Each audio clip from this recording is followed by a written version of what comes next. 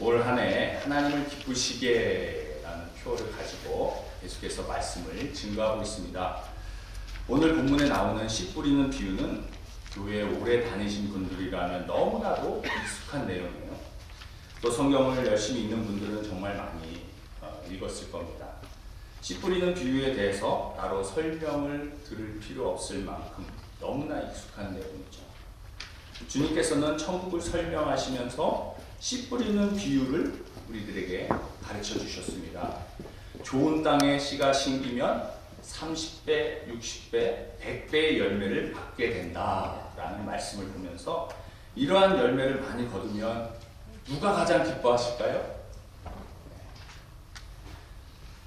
가장 기뻐하는 분은 바로 하나님이시겠다. 이런 생각이 들었습니다. 왜냐하면 요한복음 15장에 보면 주님께서는 나는 참 포도나무요 내 아버지는 농부라 이렇게 말씀하세요. 농사꾼이 가장 기쁠 때가 언제일까요?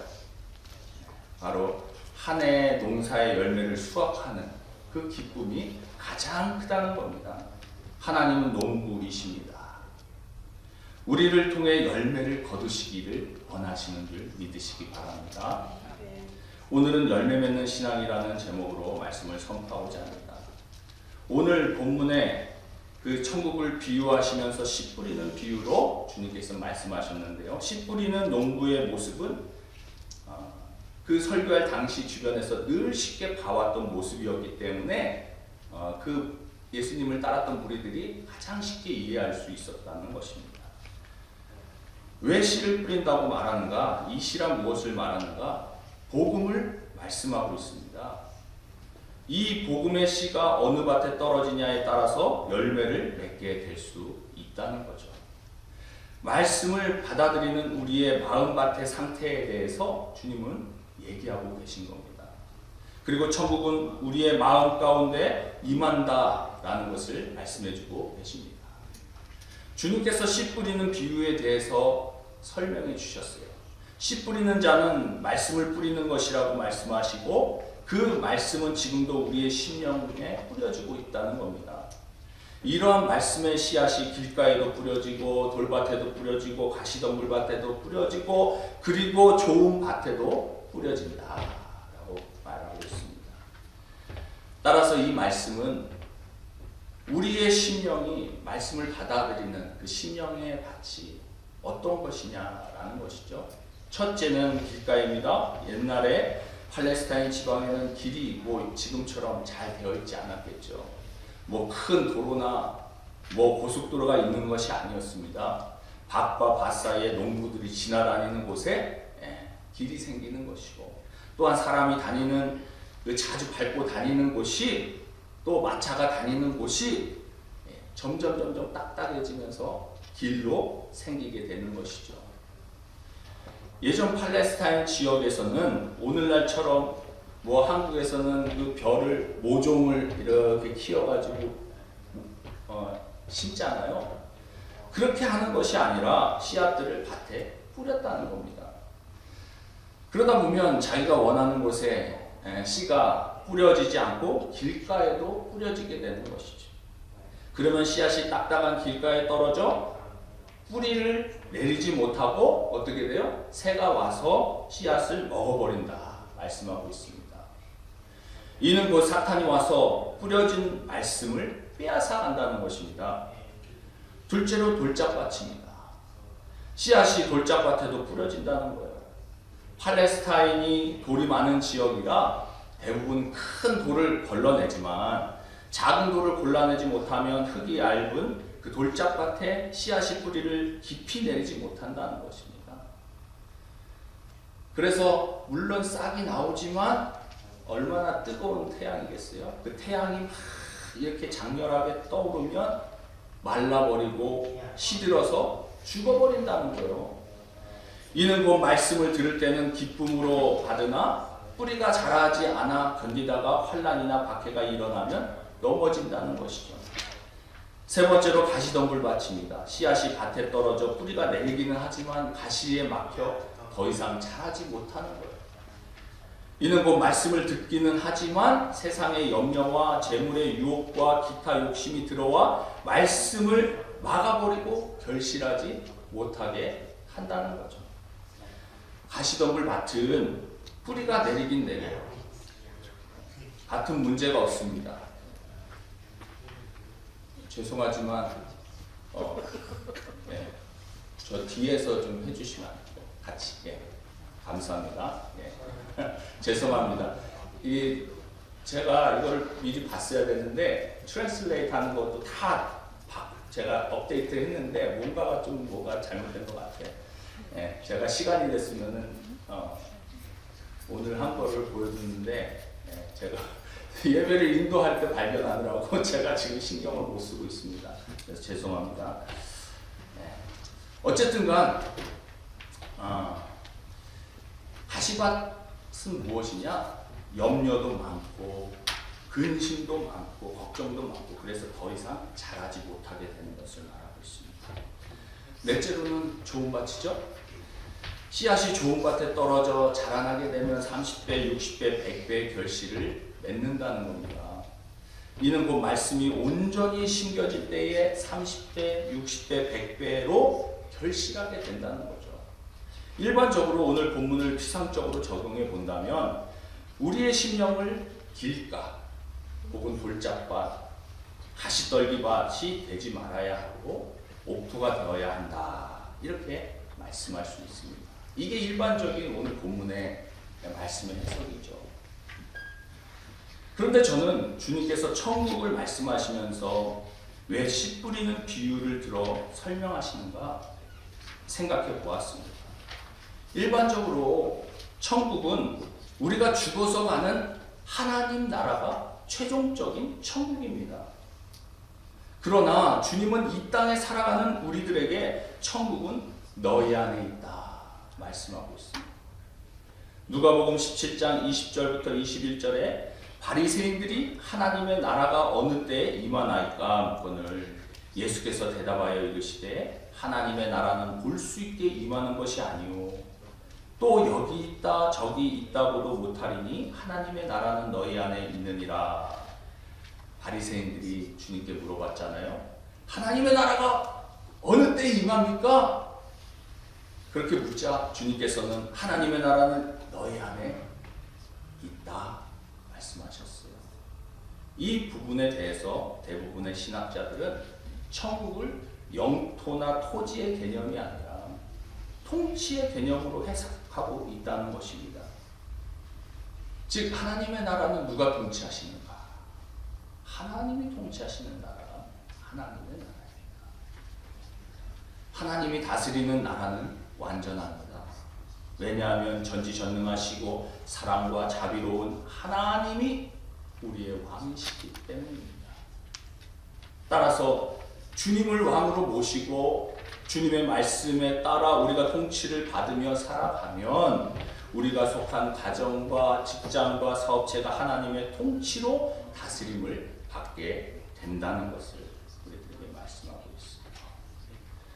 하나님의 나라 통치가 임하게 되면 우리가 사람들과 관계 맺는 방식이 본질적으로 변한다는 겁니다. 내 중심이 아니라 하나님의 말씀의 통치에 따라 살아가게 되는 거죠. 따라서 가족 간에도 변하게 되고 이웃 간에도 변하게 되고 일터에서도 변하게 되고 그래서 하나님의 백성들 가운데 하나님의 나라가 임하는 것을 보게 되는 것입니다. 따라서 주님을 왕으로 모시고 살며 말씀에 따라 순종하며 열매를 맺게 될 때에 농부 되시는 하나님을 기쁘시게 해드릴 수 있다 말씀하는 거죠. 그렇다면 어떻게 해야 옥토와 같이 30배, 60배, 100배의 열매 맺는 신앙생활을 할 수 있는가? 씨는 무엇을 말합니까? 말씀이죠. 또한 씨는 생명을 얘기합니다. 그래서 농부가 씨를 심으면 씨가 뿌리를 내리고 성장하여 많은 열매를 맺게 되고 수확을 하게 되는 것이죠. 이 말씀이 들어가면 절망하던 사람이 벌떡 일어나고 말씀을 듣다가 죄인임을 깨닫게 되고 회개하게 되고 회심의 역사가 일어나게 되고 구원의 역사가 일어나게 되고 소망 없는 사람이 일어나고 한 가정이 바뀌고 세상을 바꿔놓는 역사가 이 말씀을 통하여 일어나게 된다는 것입니다. 따라서 열매 맺는 신앙생활의 가장 중요한 것 중에 하나가 뭐냐?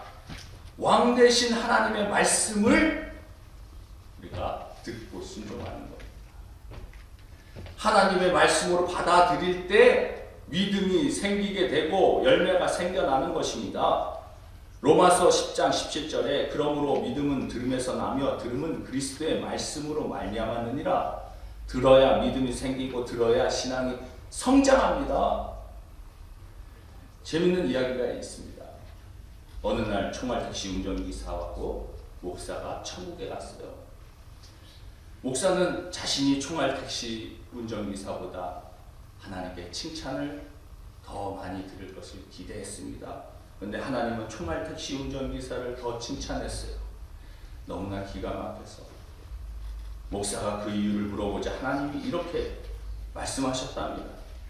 너는 설교할 때 항상 사람들을 졸게 했지만 이 사람은 운전할 때마다 사람들을 항상 깨워 기도하게 했다. 물론 목사가 말씀을 잘 전해야 하지만 더 중요한 것은 말씀에는 능력이 있다는 거예요. 생명력이 있다는 거예요. 구원의 역사가 있다는 겁니다.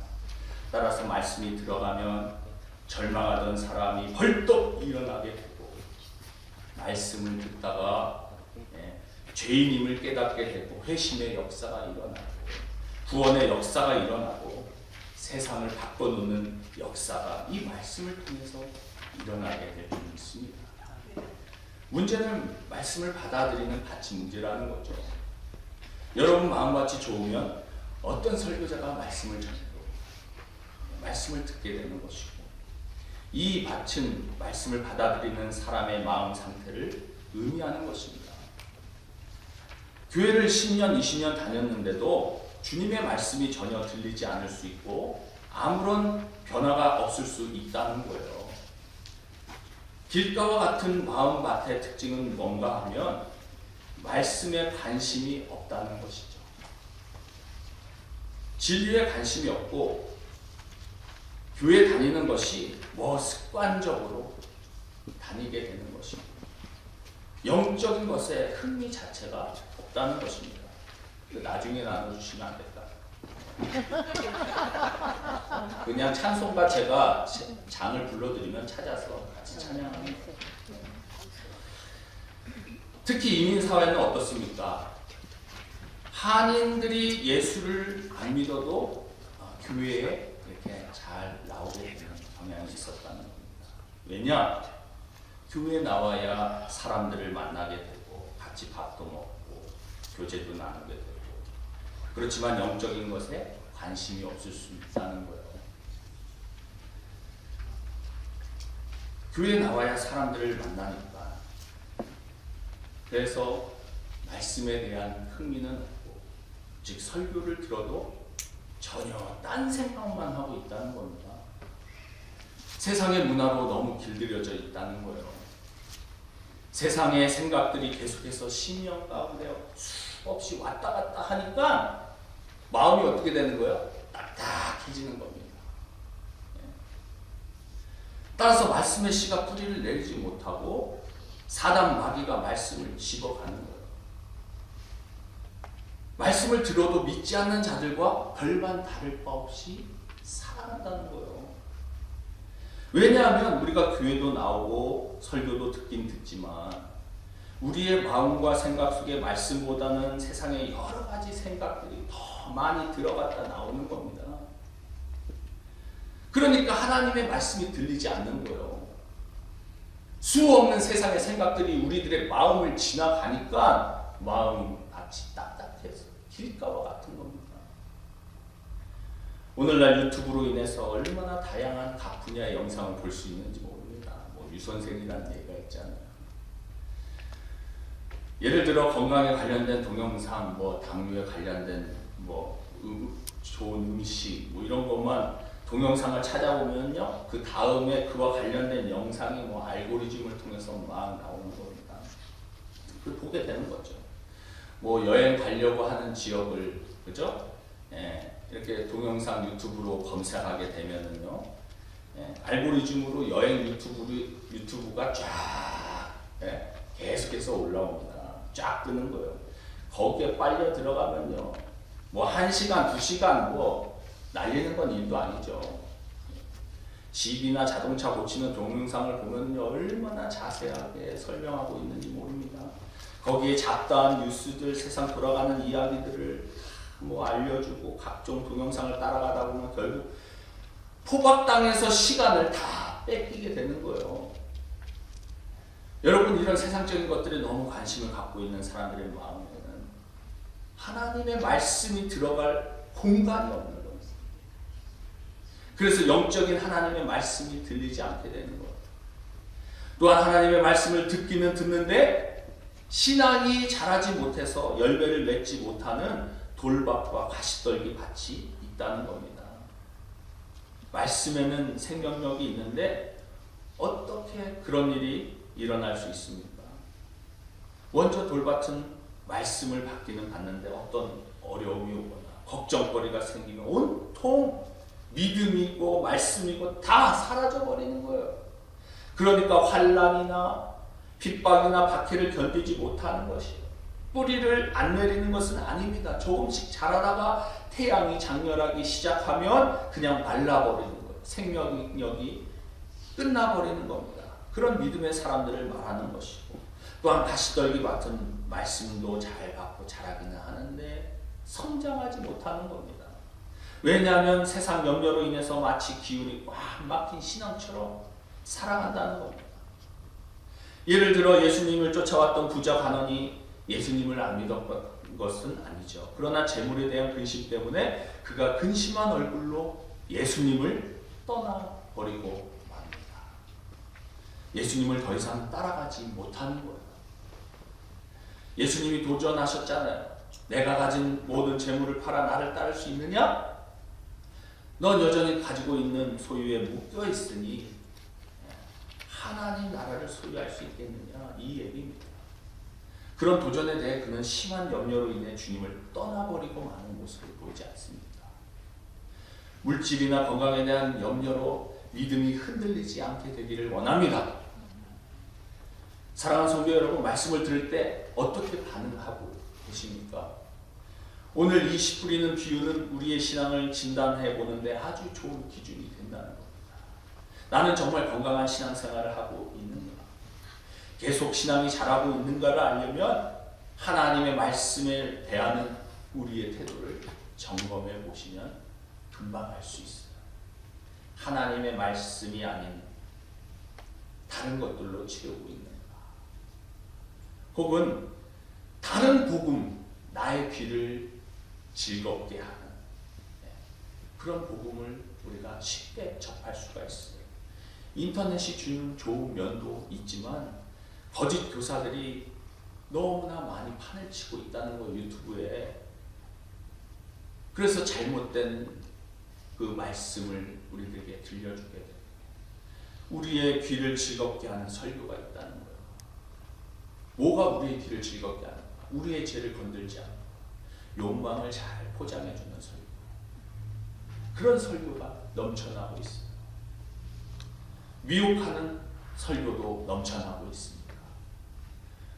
디모데후서 4장 3절 4절에 보면 때가 이르리니 사람이 바른 교훈을 받지 아니하며 귀가 가려워서 자기의 사욕을 따를 스승을 많이 두고 또 그 귀를 진리에서 돌이켜 허탄한 이야기를 따르리라.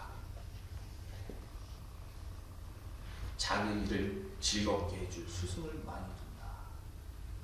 이는 하나님의 통치를 받는 것이 아니라 여전히 자기 중심으로 살아가면서 바른 교훈을 받지 아니하고 자기의 이론과 고집으로 자기의 논리에 맞는 말씀만 찾아 들으려고 하기 때문에 아무리 교회를 다녀도 믿음이 자라지를 않습니다. 좋은 밭은 무엇입니까?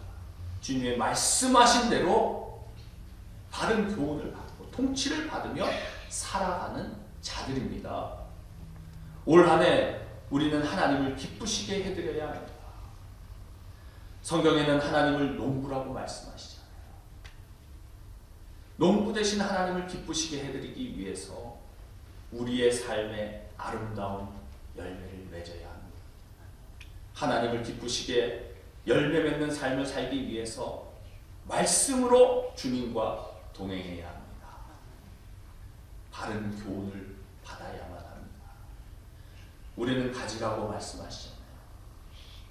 나무가 열매를 맺어서 나무가 스스로 그 열매를 먹습니까? 아니죠. 우리가 성령의 열매를 맺으면 누가 와서 먹나요? 내 주변 사람들이 나의 삶에 나타난 맺혀진 열매를 먹게 될 줄 믿습니다. 때로는 농부 대신 하나님께서 많은 열매를 맺게 하기 위해서 가지치기를 하십니다. 때로는 우리를 성숙하도록 가지를 치세요. 혹시 가지치기를 당하셨습니까? 아픔을 겪고 계십니까?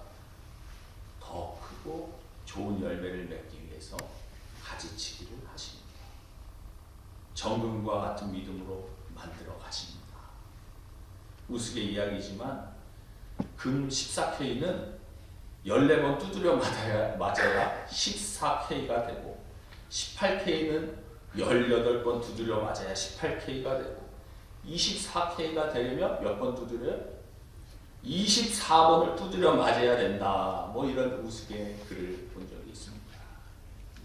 고난은 우리의 믿음을 정금과 같이 만들겠지만 그 정금이 되는 건 정금 자체의 기쁨이 아니라 정금을 바라보는 많은 사람들에게 빛을 비치게 하는 것이고 빛을 반사하는 것, 그게 우리의 목적이라는 것입니다. 우리 안에 풍성한 열매가 맺히면 우리가 속해 있는 가정과 직장과 사업체와 교회에 하나님의 나라가 임하게 될 것이고 생명이 살아나게 될 줄 믿습니다. 우리가 많은 열매를 맺을수록 하나님의 나라가 확장되는 것이고 하나님을 기쁘시게 하는 것이에요. 아무쪼록 올 한 해 하나님의 말씀대로 통참을 받아 열매 맺는 신앙으로 가정과 이웃과 일터에 하나님의 나라가 임하게 되시기를 축원드립니다. 기도하겠습니다.